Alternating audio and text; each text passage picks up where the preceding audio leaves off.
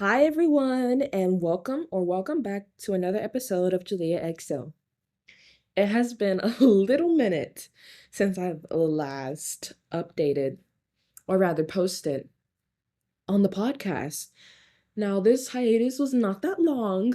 Nonetheless, it was a hiatus, and I honestly, I didn't let everybody know that I was going to be taking a little short break. But now we're here. We're back. The hiatus is over, and I'm just going to explain a little bit about the hiatus very quickly. The hiatus was mainly prolonged because I wanted to figure out different mechanics for the show. No, we're not stepping into another season with the show, not a different era, but I am trying to upgrade it, get it a little bit more spazzazzed, and overall just figuring out different things when it comes to the podcast is the reason for the short hiatus. And I hope that during this time you guys have all had a chance to really think about all of the different things that I've talked about in these episodes.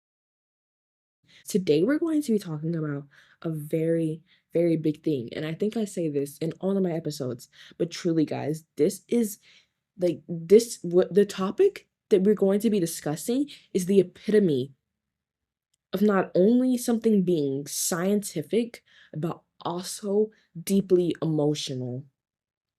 It's the best of both worlds. I mean, honestly, everything that's scientific and emotional, spiritual, anything like that, everything is really all connected. And this topic is so cool because you really get to see how connected these things are, the physical, the mental, all these things. So I'm very excited to talk about this. In today's episode, we're going to be talking about regulating your nervous system. Not just regulating your nervous system, though, but also the importance of it. Regulating your nervous system is so important. It affects many areas in your life.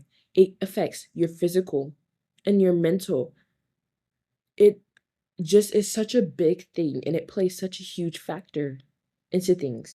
It is so important that we understand not only ourselves emotionally, mentally, but also the physical aspect of things. And they're all connected, of course, but it's just so important that you know how the body works and whatnot, all that jazz. So important that you know these things. I feel that when you know yourself best, you always know yourself best. And since you know yourself best, you can figure out what's best for you and what works for you, what's going on with you more than anyone else ever can. A regulated nervous system or dysregulated nervous system impacts your physical health, your mental health, your emotional. And let me tell you, a unregulated nervous system can come from either one of these. So not only does it affect all three of these, but it can stem from either one of these. Let me elaborate.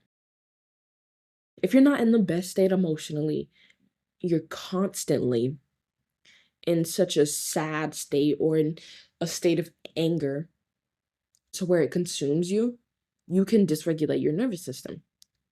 It is definitely great to feel all your emotions, but when you let it consume you, that's when an issue comes in. And that's when your nervous system can begin to dysregulate.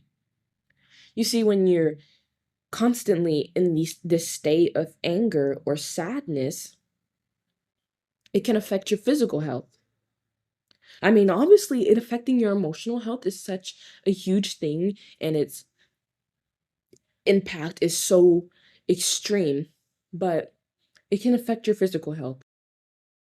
Studies have shown that mental health and physical health are often like 9 times out of 10, really, I'm gonna say 10 times out of 10, but like the studies show 9 times out of 10, they're interconnected.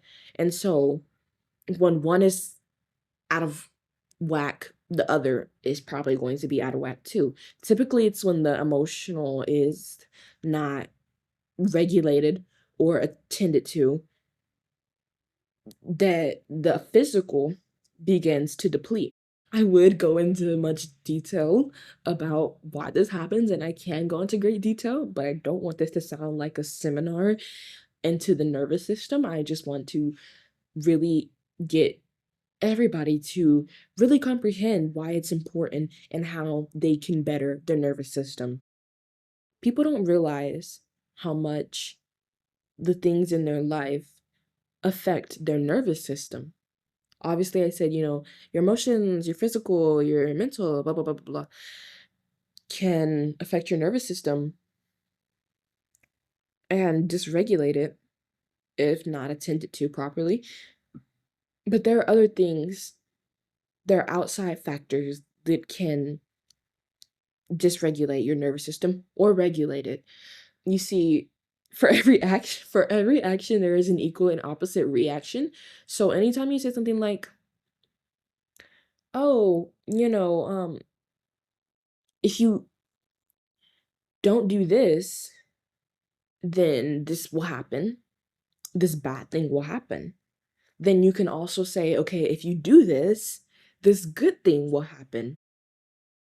I'm going to give some outside factors that can dysregulate or regulate your nervous system. And number one, this is in no specific order, just calling out things. So music. Everybody loves music. But the thing is, like Outcast said, sometimes you guys don't want to hear, and it's not even sometimes, it's like basically all the time. You guys don't want to hear, you just want to dance. And that does not work at all, okay? Because a lot of music is not the best emotionally, not the best mentally, not the best physically. I've heard many of songs, and I have so many. I love music. If you know me, then you know that I am very much in love with music. It's a very big part of me. But I've had to stop listening to some amazing songs because the message in them, the lyrics, they're not the best.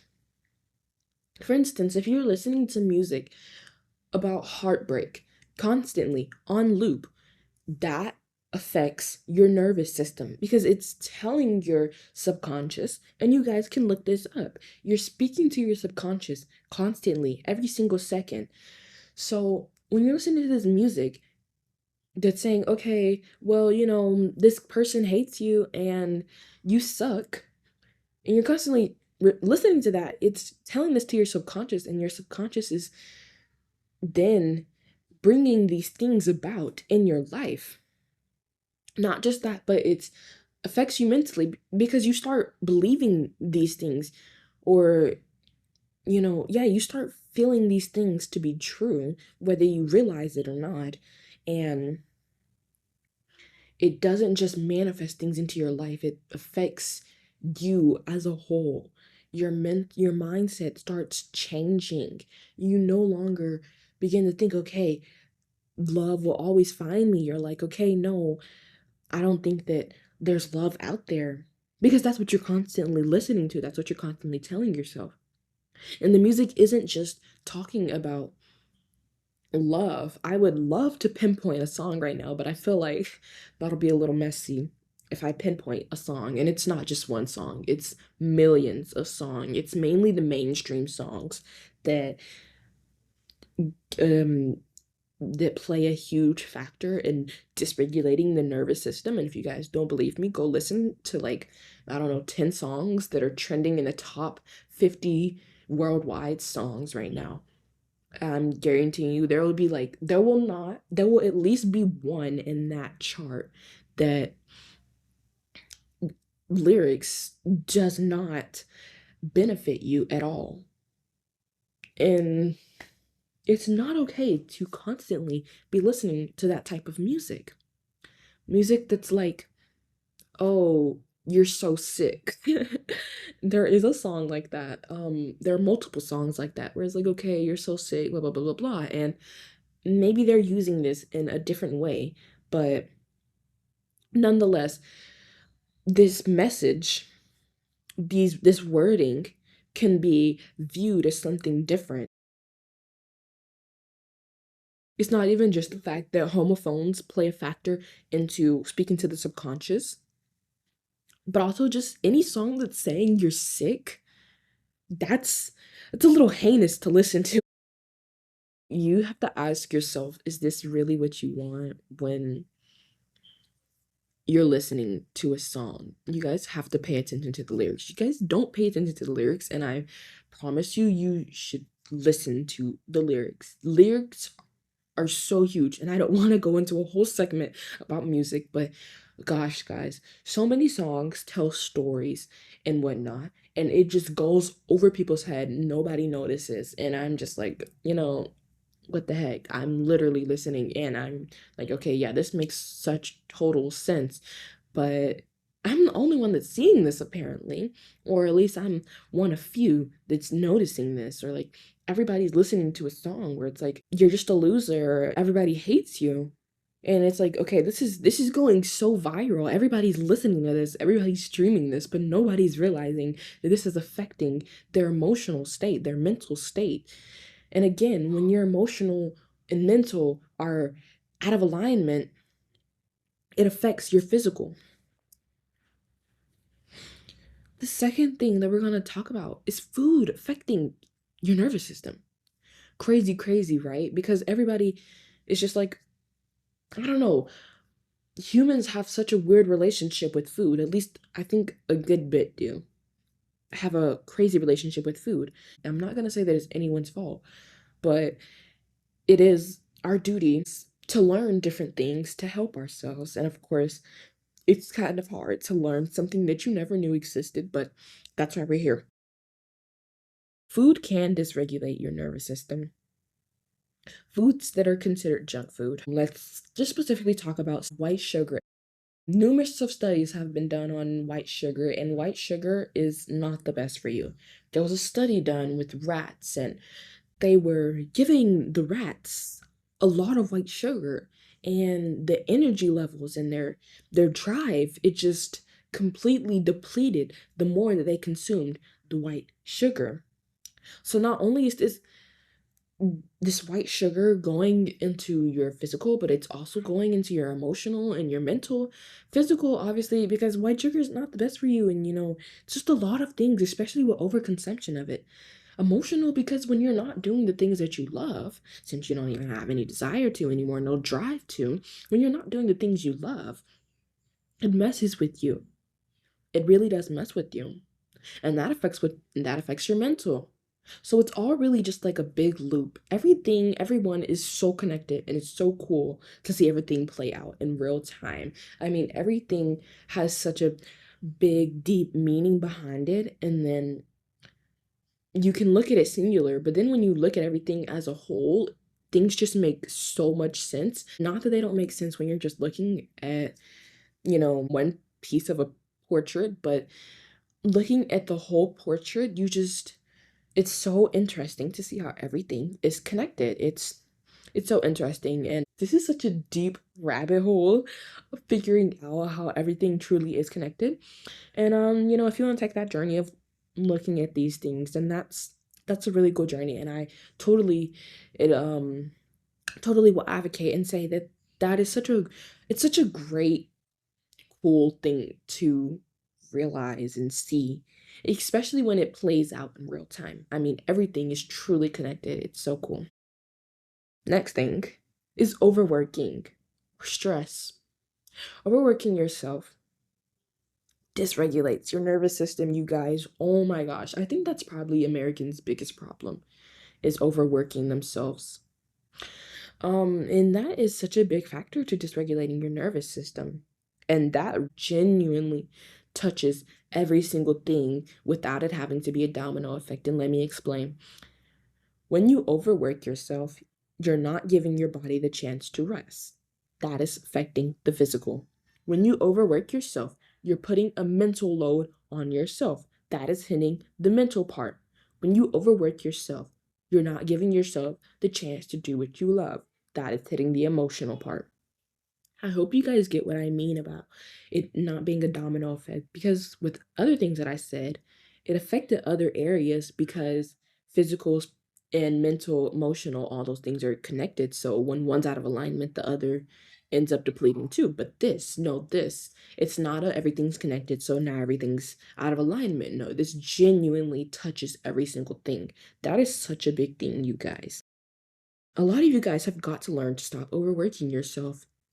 Obviously, there are a lot of circumstances that sometimes make people feel as though they don't have an option but to overwork themselves. And I just really hope that everybody can figure something out.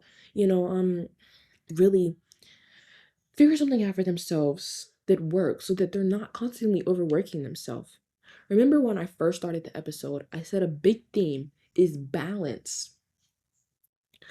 I feel that so many people, not just in the USA, but worldwide, are not balanced. And balance is the key to harmony. Balance is the key to harmony. When things aren't done with balance, it's gonna be out of whack. It's gonna be out of whack. You can eat something that's so good for you, but you take too much and you mess yourself up. You're out of whack. You can eat food that is great for you, but if you eat too much, it's really bad for digestion. So that's what I'm saying. Things should be done with balance taken into consideration. Balance is a very huge theme of this episode. Now, the last thing that I have wrote down to pinpoint, and I say I wrote it down because I might find something else to pinpoint later, is sleep. Sleep is so huge, you guys. This contributes deeply, very, very deeply to your nervous system. Now, before I continue with sleep, remember how I said that for every action, there's an equal and opposite reaction. So, for everything, I've been pinpointing how it can dysregulate your nervous system. It can regulate your nervous system too. There are so many songs out there that can contribute to regulating your nervous system. There are so many foods out there that can contribute to bettering your physical, which will help regulating your nervous system.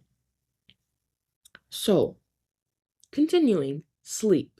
Sleep is so big with regulating the nervous system, and it can be big with dysregulating the nervous system. Circadian rhythm is something that you guys should probably look into. It's a very big thing.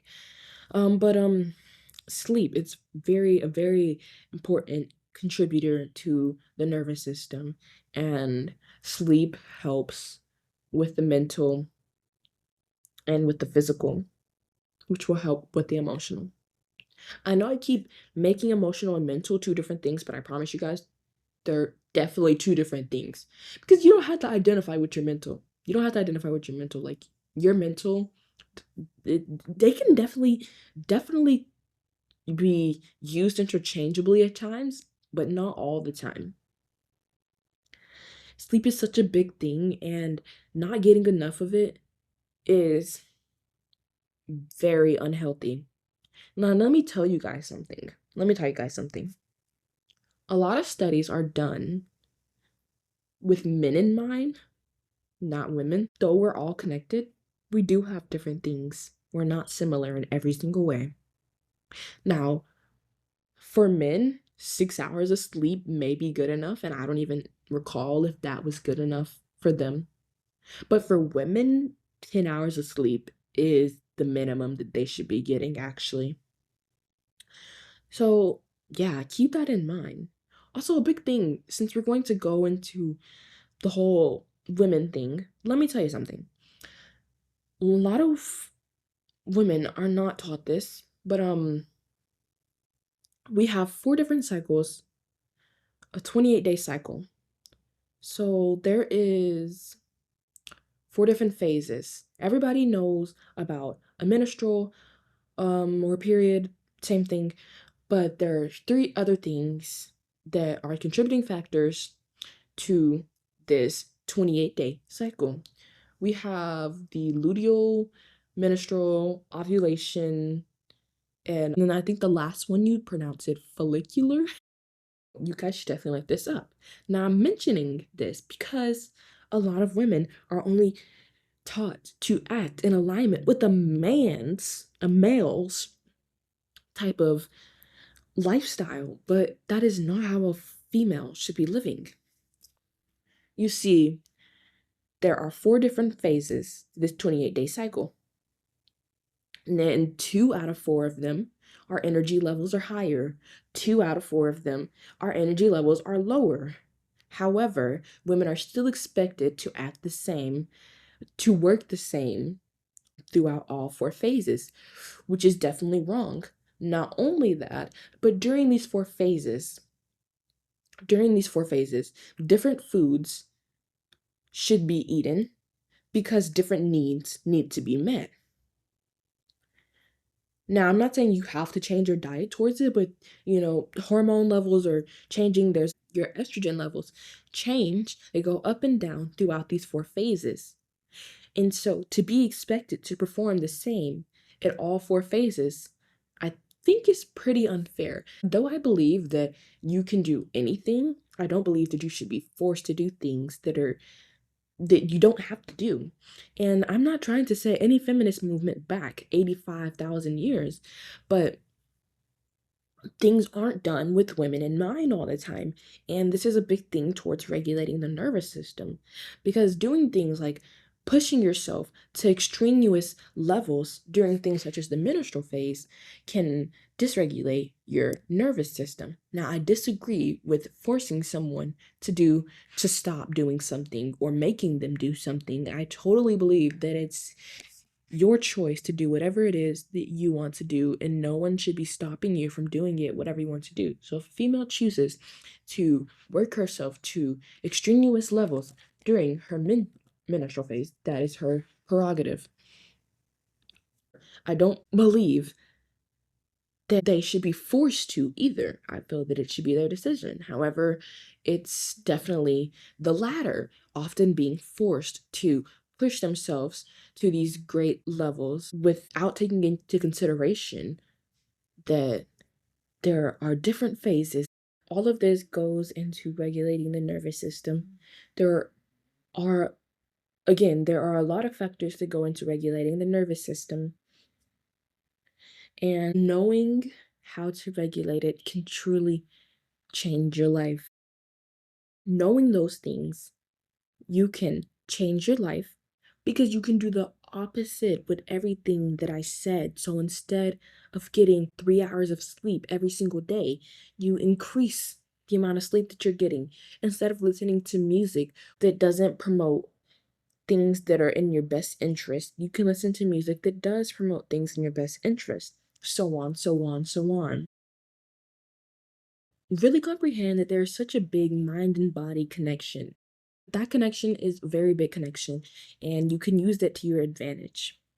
You can use it to your advantage. Learn to regulate yourself.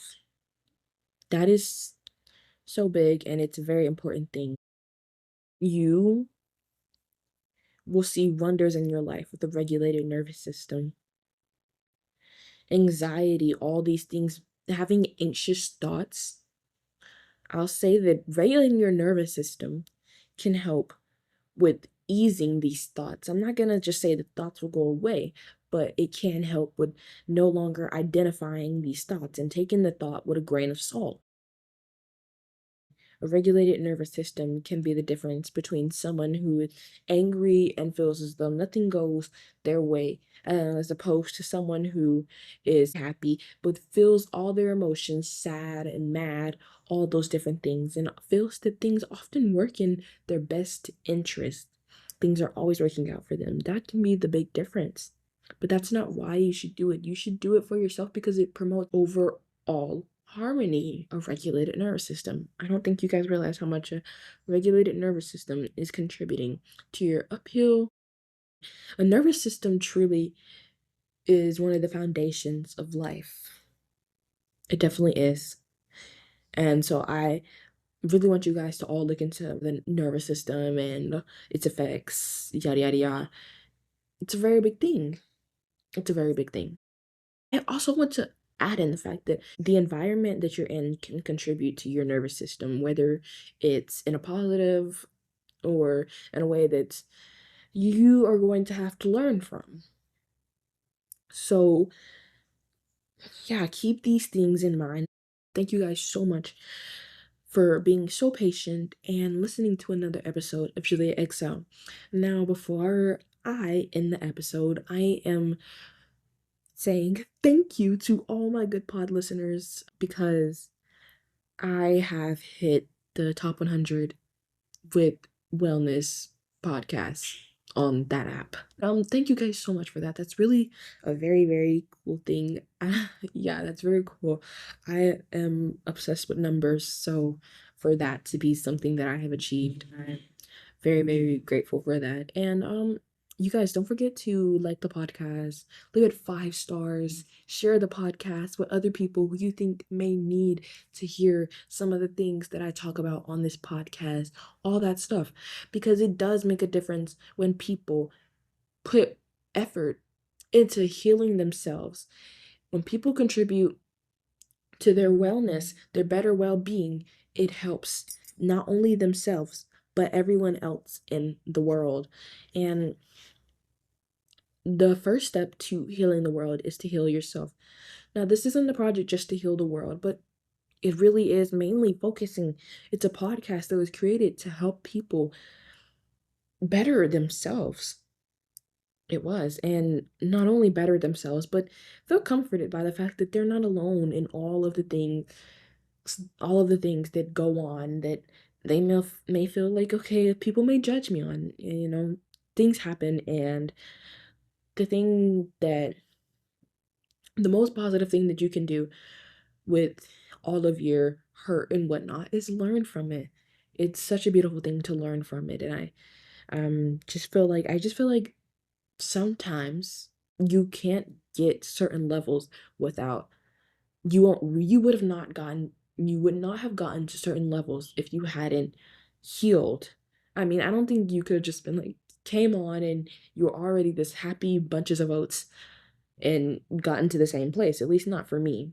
It had to be, things had to play out the way that they played out, because healing, I think, gets you to a higher level of happiness and harmony than just always being happy ever could, or always having positive interactions, positive situations ever could have. And I'm not gonna say positive because again, I think that sometimes things that weren't the happiest can be looked at in a positive light, considering that you can heal from them and learn from them. Again, don't forget to leave the podcast 5 stars. And thank you guys so much to my good pod listeners. That's, again, a really cool thing. I'm very grateful to be in the top 100. Yeah, that's a really a cool thing, actually.